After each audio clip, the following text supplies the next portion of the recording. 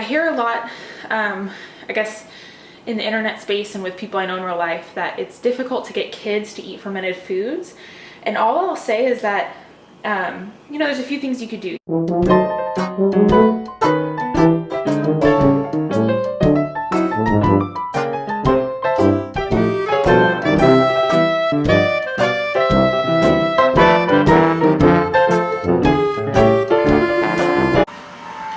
Hey guys, here's my giant coffee. Okay, so today we're gonna make fermented carrots. Out of all the ferments that my kids love, this is not the top, but it's way up there. So I think they like, you know, sourdough bread and yogurt even better, but can you blame them? But of all the fermented vegetables, fermented carrots are 100% their favorite. So today we're going to make 4 quarts of fermented carrots. It has probably been close to a year since I made them fermented carrots. And the reason for that is that I am just selectively lazy. And for some reason, I make certain super simple tasks so difficult in my brain that I just avoid them at all costs. But I was at Sam's Club the other day and I picked up 10 pounds of organic carrots, and I was like, I am determined to make fermented carrots again because my kids love these things. It's one of their favorite snacks. I mean, this may sound irresponsible, but I was feeding these to my second daughter, Sayla, when she was like, I don't know, like 1. Like she was like sucking on these, which is it was a little sketch, I'm not gonna lie, but it all worked out and she loved it. So anyways, I just took out an assortment. Look at that one. I'm going to wash these up really nice. You could peel them if you wanted to. I'm just not that kind of person, so don't judge me. I just don't feel the need to peel organic carrots. I kind of like the concept of that they're just, you know, in their form and they have these little streaks. So yeah, anyways, let's get them washed up and then I will show you what to do next.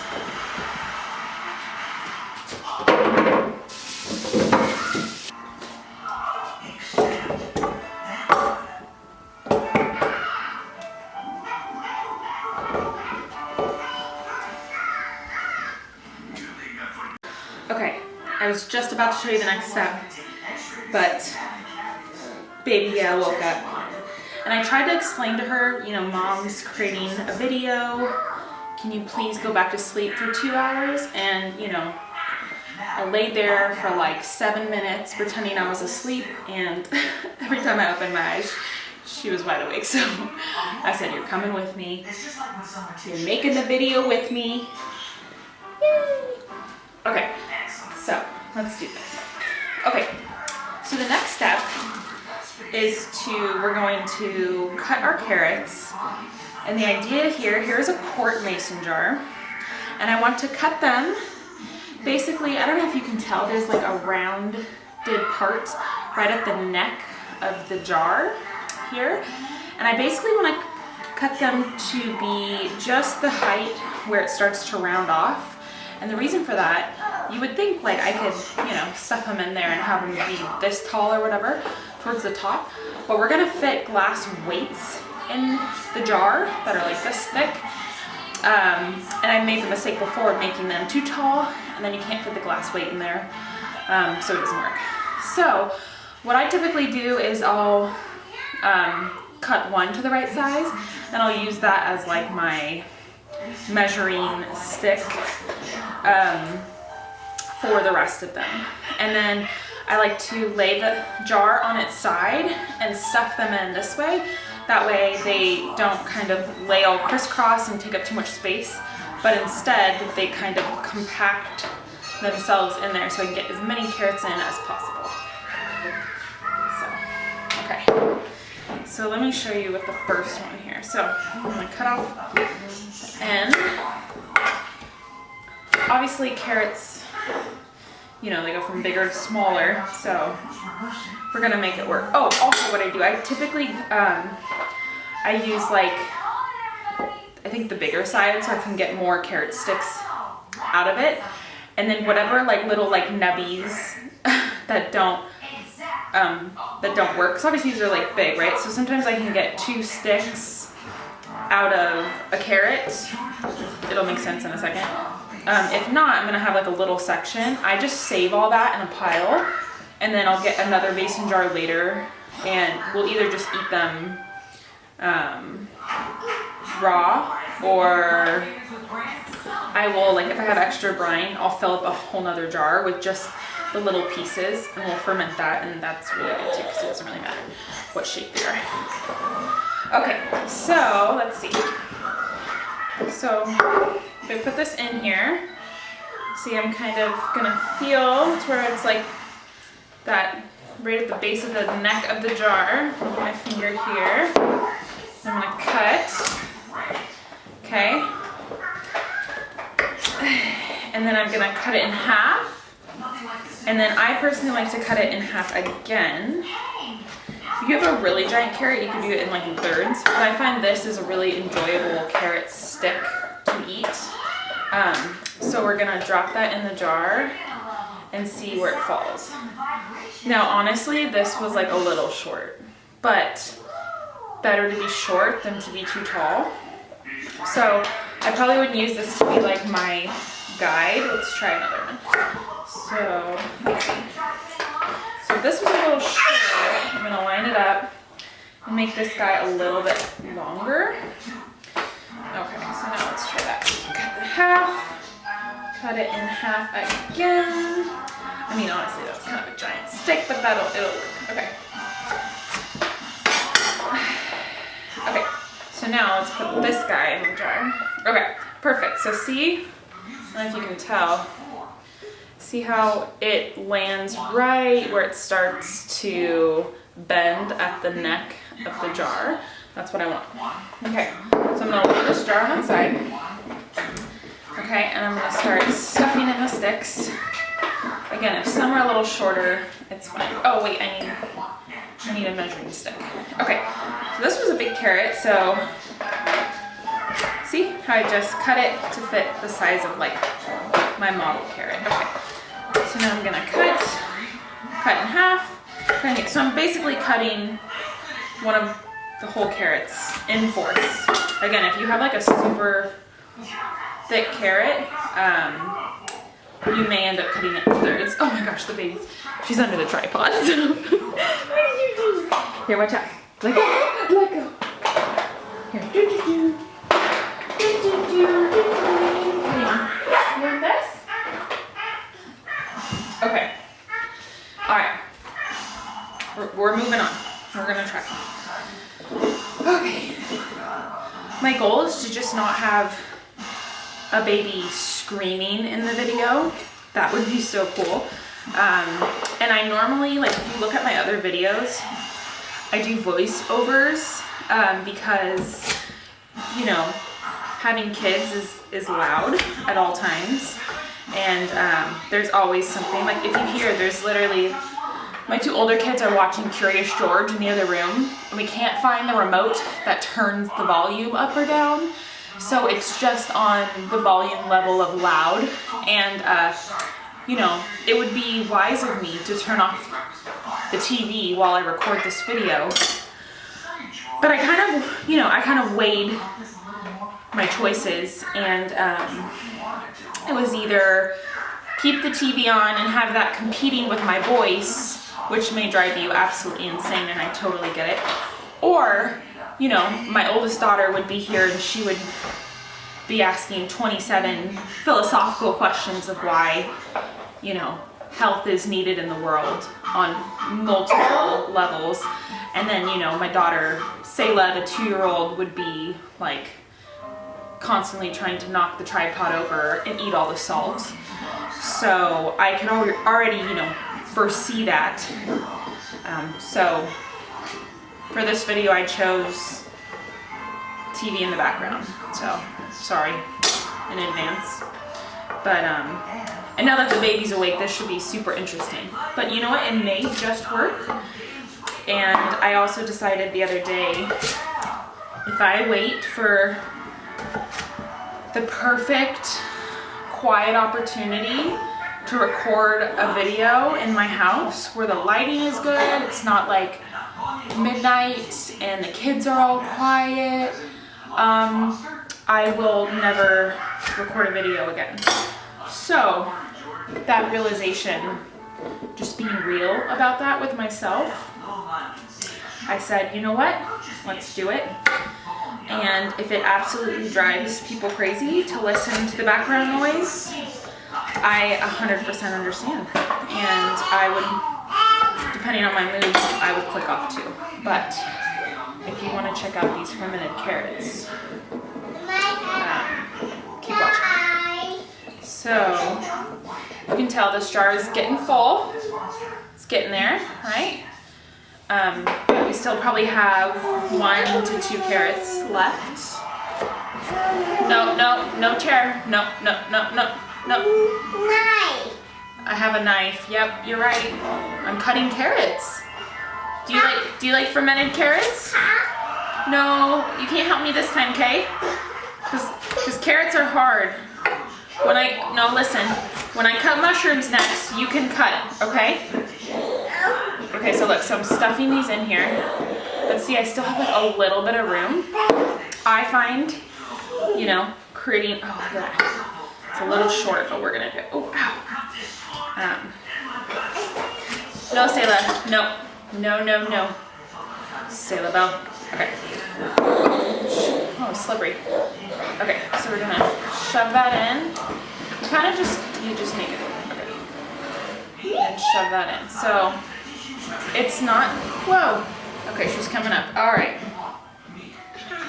Yeah, don't, sharp knife, okay? You want this carrot? No. You're gonna block, okay, hold on. Not. I don't want you in the picture the whole time. Yes, knives cut carrots. Okay, so this is perfect, okay? No. Yeah, I'll get you, here, you can have one of these, okay? Oh. So this is 1 jar down, 3 to go. So we're gonna keep chugging along here. So for example, this was a big one, right? I'm gonna cut it in thirds. Now do I have to? No, it'll still work. But I'm gonna cut that half in thirds. And then that makes like the same, relatively same size as most of the other carrots when they're cut in fourths. So this carrot had created 6 sticks versus most of them create 4, so. Okay, so see all my little ends here. Let me see. They're kind of giving me anxiety like right here, so I'm gonna put the little stubs over here. We'll save those for broth. And then all these are good. Wow, delicious. Wow, that was a really good carrot. Your kids just like, they just love pasta noodles with no sauce, or just mine. Like, I can make the best sauces in my life, just give me the pasta. And I'm like, but this is so good, and they're like, just, no. Oh.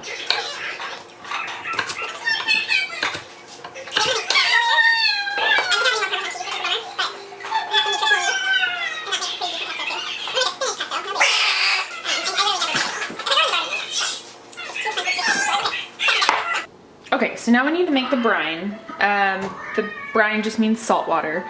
So I'm going to add in 8 cups of water. I have 4 cups in there already. So there's 4 more cups of water. I have filtered water from my water filter. And then I'm going to turn this on low, like maybe a little bit more than low. And warm the water up slightly. You don't want it to get hot by any means because we're trying to not kill off any bacteria that's already present on the raw carrot, because that's what's going to proliferate and grow and multiply and give us our fermented carrot. The reason we're warming the water in general is just to be able to dissolve the salt, because if you just mix salt into like room temp water or cold water, it's gonna be much more difficult to get it to dissolve. I think it will work, but you have to shake it more and it'll take longer. So we're just gonna warm this up slightly. And then to my 8 cups of water, which is 2 quarts, I'm going to add 4 tablespoons of salt. You want to use a high quality salt here. I'm using Redmond's real salt. I have a big bag in the garage that I just refill this gross plastic container. One day I'll get a nice salt container, trust me. I also have used Himalayan pink salt many times with success, or like just a high quality sea salt. You don't want to use table salt because they put in weird chemicals in there that will actually inhibit the good bacteria from growing, and it's not good for your health in general, side note, but the whole point is that we're trying to encourage the good bacteria to grow and to ferment our carrots. So I'm gonna let this warm up and then I will show you when I add the salt. Okay, so we've successfully reached warm state. I actually kind of cheated. I increased the heat to medium because I'm impatient. But so if that happens and you make the water too hot, just take it off the burner and let it get down to a warm state. Again, you don't want to pour hot liquid over the raw carrots. That is defeating the purpose. So if you try to skip a step and heat it up too fast, but then it gets too warm, then you have to go back to square one and wait till it cools down. And then you just put you really didn't save any time. So I do these things all the time. Sometimes it works out, sometimes it doesn't. So today, I think because I have a camera next to me, I'm a little bit more aware. So anyways, we're gonna put, for 8 cups of water, I'm going to put 4, what the heck is that? What is this? Oh, wait, 1 second. What? I have a piece of tape in my, okay. There's a little piece of parchment paper in my salt. I don't know. Okay, I'm gonna put 4 tablespoons of salt. 2, 3, 4. Do you guys ever try to measure more than one of something and you daydream and you cannot remember for the life of you what number you were on? So yeah, I know I'm not alone.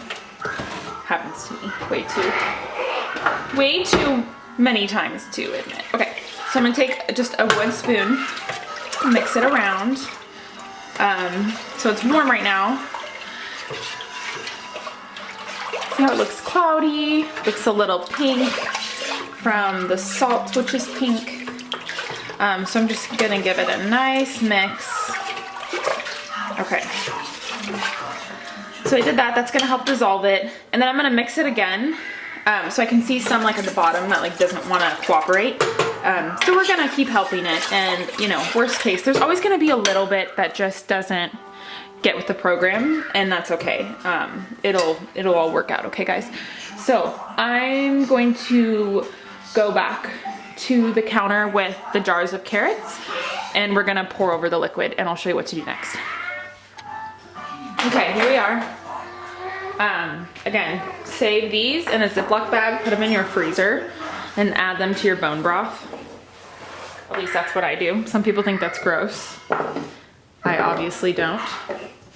Okay. So here are my 4 jars. Okay, beautiful. Oh, well, don't do that. So I'm going to grab my brine. Here's my brine. I'm gonna give it another, here, let's see. And just move those over slightly so you can see our brine. I'm gonna give it another little mix, because again, there's always some salt at the bottom that thinks it's not gonna make it in, but it is. Okay, so give it another mix, and I can tell that it's mainly all dissolved. So right before I pour it in, I'm gonna do that. Okay, and then I'm gonna pour in the brine just right above the top of the carrot. And then when we put the weight in, you'll see we're gonna push the weight down, and the brine is gonna go over the weight, and that's gonna help also keep the weight down. But we'll see, we may have to adjust the liquid level a little bit, but it should be fine. Okay, so you could do this with like one of those canning funnels. I just don't, because the wide mouth, you know, slow and steady wins the race is what I always say. Okay. This is going well. I'm so excited. We literally haven't had these in a year. And I'm pretty embarrassed because this is not hard. Okay. Okay. So, there we go. See, oh, hi. Let's see if I can show you. Okay, so there's our carrots. If you can see the water, the brine is just right above the top of the carrot currently. And let's go get our weights, and we're gonna put our weights on. So, here's my weights. Focus.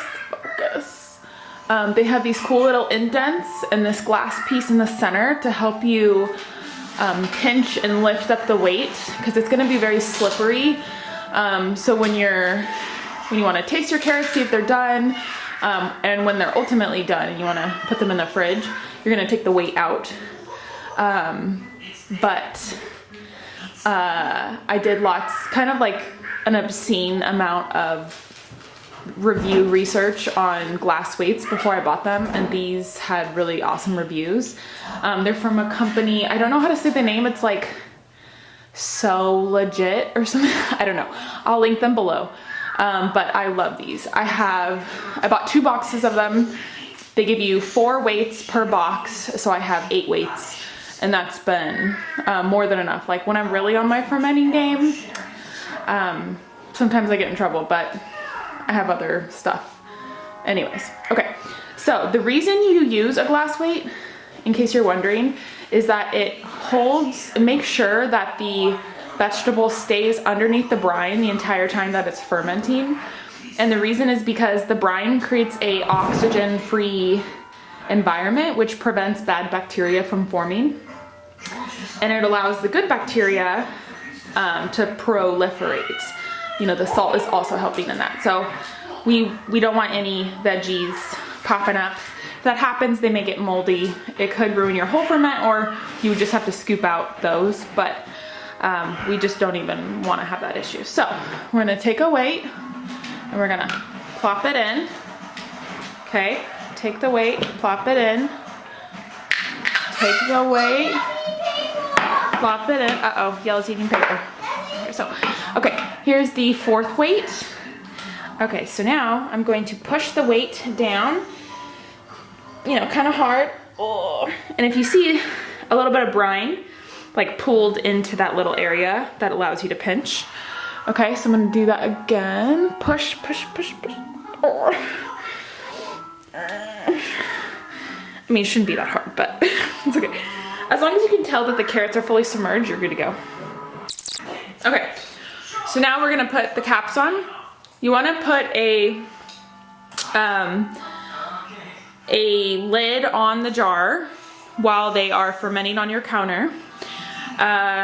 You could just use the metal lid and ring that comes with the mason jars.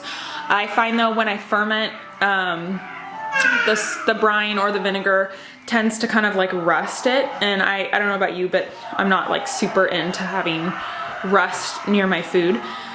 So I prefer to use, this is one of those situations where I'm okay with plastic because it's not like touching my food. So anyways, I prefer to use a lid like this. These are the leak-proof ball lids. So I have a few of those. These are like dark gray. Okay, and then I also have a few of these. They're white, but they're also leak-proof, meaning I can like shake the jar and it's not gonna spill everywhere, because there's other lids I've had that don't work as good. So I'll link those below as well if you're interested. Okay, so I'm gonna screw them on just to the point where they stop spinning, but I'm not gonna like screw them really tight. The reason for that is like there's gonna be little bits of air that escape during the fermentation process, because there's like literal like mini explosions of volcanoes happening inside. I don't know the science behind it. You could go look that up. We all have Google here, but yeah, so, but once a day, I'm gonna come and unscrew the lid and kind of like give it a chance to like burp and be free for a second. But I obviously don't want like bugs getting in there and all that good stuff. So once a day, I'm going to tighten the jar and I'm gonna give it a shake. The reason for this is you will notice, you will notice that the salt from the brine is going to pool up at the bottom of the jar. It's gonna settle a little bit, and that's totally fine. The water is still salty, but it just helps. I find that it produces a better end result if I once a day just come tighten the lid, give it a little shake, and then I'll, put it back down where I'm gonna leave it, and I just loosen the lid again. So the lid's on, it's twisted, but it's not like on tight. If I were to try to, shake it right now, it would definitely ooze out. So there you have it. So with fermented carrots, every ferment has a slightly different ferment time that it has to sit out, room temperature, to ferment properly. But in this particular situation, I find that 7 days is definitely like the sweet spot of time to basically cross over the threshold of being like a salty carrot to being like a sour, tangy, fermented carrot that tastes so, so good. So I will every day, once a day, basically come and burp the lid.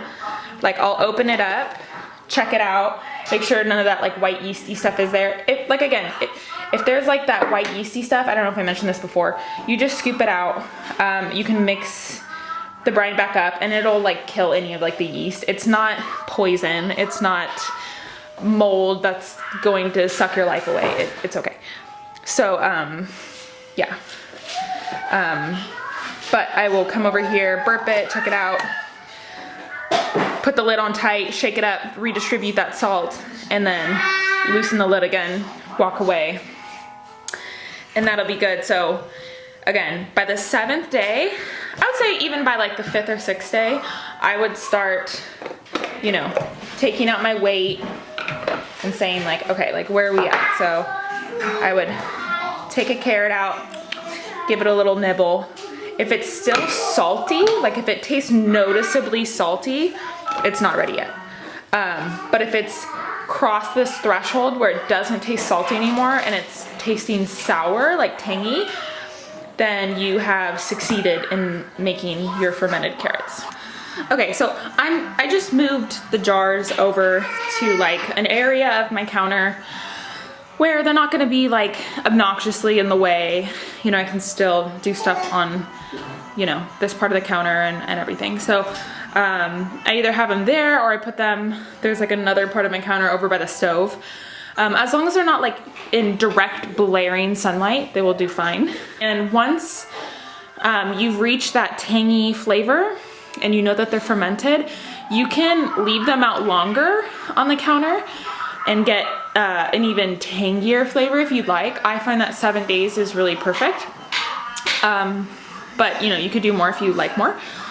So that at that point I will take the lids off, take the weights out, and they are fermented enough that they're not gonna really have issue with like bacteria growth too much anymore. So I'll put the lids back on, screw the lids on tight after the weights are gone, and I will store them in my refrigerator. And honestly, I've had fermented carrots store for like, no joke, like years in the fridge. but we're not going to talk about that. No, no, I'm just kidding. But for sure, several weeks, several months, but always use your discretion. Open it up, check for mold, check for weird smells. If you've never made a ferment in your life, the smell of fermentation may seem weird to you and you may think it's bad.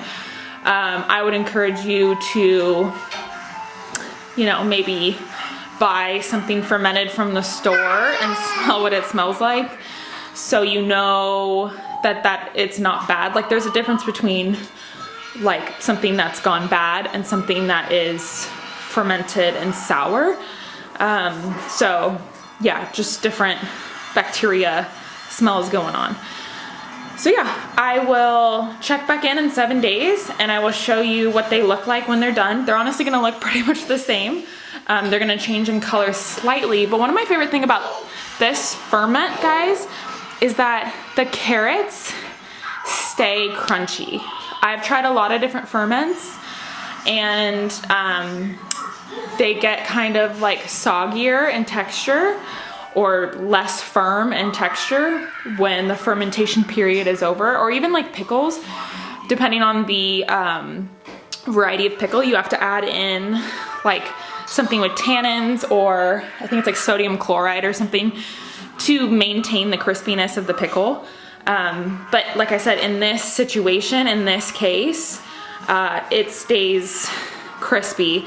And I think that's like one of the things that my kids just absolutely loves about it, is that it's just like a nice crunchy, tangy flavor and texture. And yeah, so I serve this up with meals. I give this to them as just a plain snack.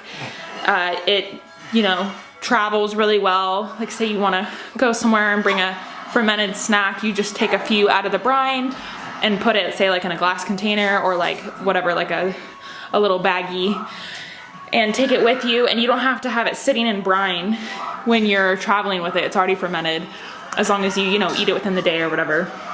Yeah, so it's so good. I hope you guys try this.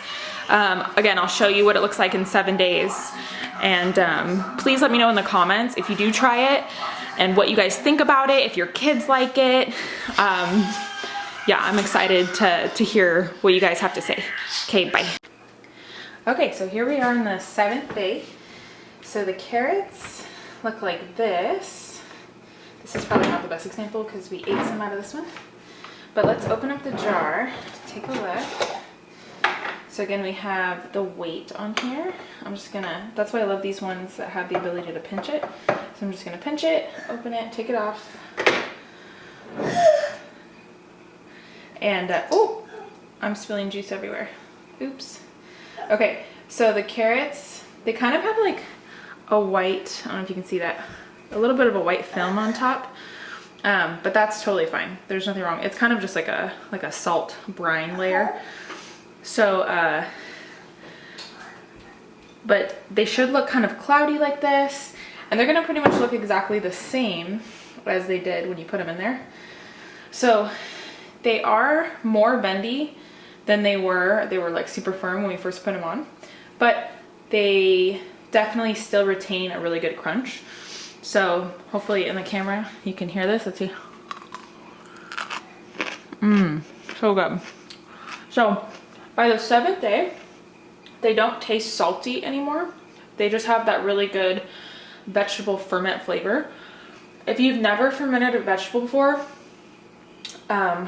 you may not know what that flavor is. You just don't want it to be like overly salty or really salty at all. And you'll grow to love that ferment flavor. It's not, it really doesn't taste like any other food. So if you're new to it, it's gonna be a little bit of an adjustment, but it's something that your body totally, I mean, your body loves it. It's really healthy for it. So because of that, your taste buds will kind of grow to love it over time. So yeah, this is the way they are. You can see that the brine has spilled out a little bit. So what I'm gonna do before I put them in the fridge, I'm gonna top all of them with a little bit of like fresh filtered water. That's not gonna dilute the brine enough, but what it is gonna do is it's gonna ensure that the carrots are, they continue to be submerged under the water so that I don't have to worry about mold growing while they're in the fridge, which is not that likely anyways. So what I do is I take the weight out after the 7 days. I'll wash that, put that away, and then I recap it, put it on tight, and I'm gonna refrigerate this. Since it is a fermented vegetable, it's going to stay good in the fridge for a super long time. Like I have fermented carrots in my fridge from like a year ago and they're fine. So, I mean, some people say, oh, only like, you know, a month, you know, whatever. Take it, you know, for what you will. All I'll say is like, as long as there's not mold growing on it, it tastes the same.